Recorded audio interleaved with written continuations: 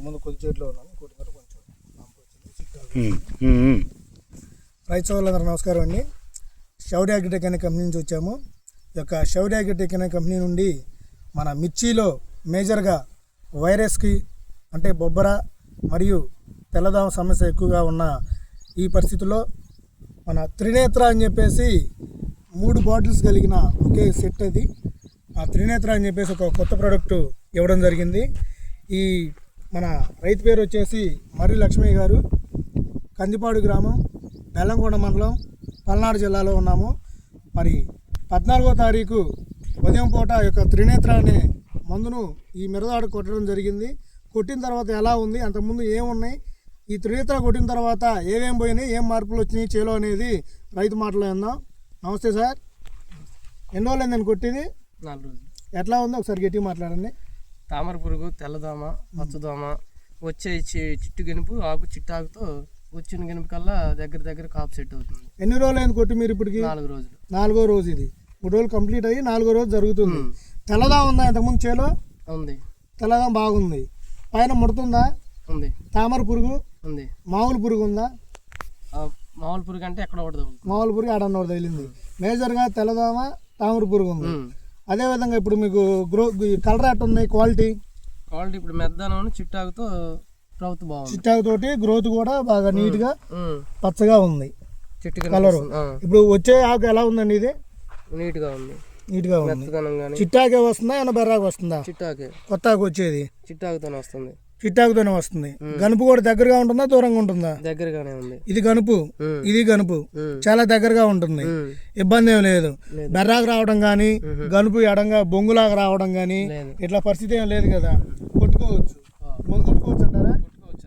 ఇబ్బంది ఏం లేదు. తెల్లదోమ బాగా పనిచేసింది, తామర పురుగుకి పనిచేసింది, మామూలు పురుగు ఉన్నా కూడా పోతుంది.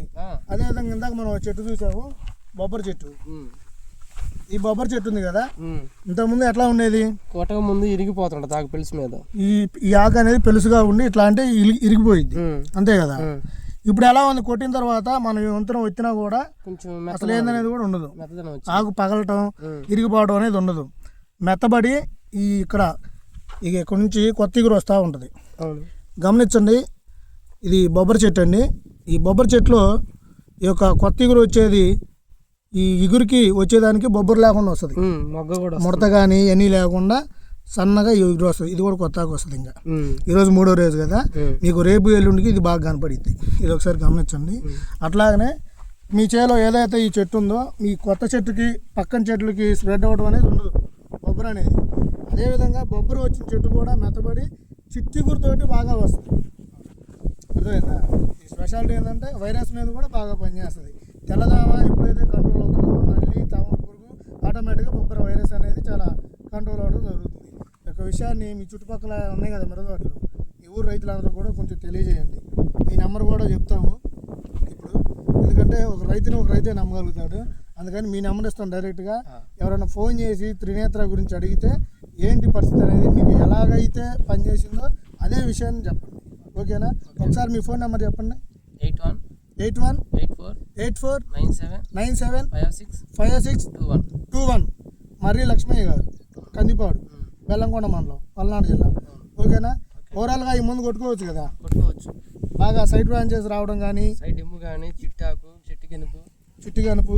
చిట్టాకు బాగా వస్తుంది. అదేవిధంగా దీనికి ఫ్లవరింగ్ కూడా వస్తుంది. మీరు గమనించారా? ఫ్లవరింగ్ అంటే ఈ పూతలు అన్నమాట. ఇవన్నీ కూడా ఈ కొత్త మొగ్గలు మొత్తం కూడా ఈ మందు కొట్టిన తర్వాత వచ్చినాయి. ఈ పువ్వులన్నీ కూడా పాతాయి. ఇది ప్రతిదీ కూడా ఇది కొత్త మొగ్గ. ఇదిగో చూడండి, ఇక్కడ చిట్టాకు తోటి గనుపు వస్తుంది. అదే గనుపులో ఆటోమేటిక్గా మన పూత అనేది తయారవుతుంది. ఈ పూత వల్లే కదా కాపు వచ్చేది, మన కాపు సెట్టింగ్. దీనివల్ల ఆ కాపు కూడా సెట్ అవుతుంది. Okay, thank you.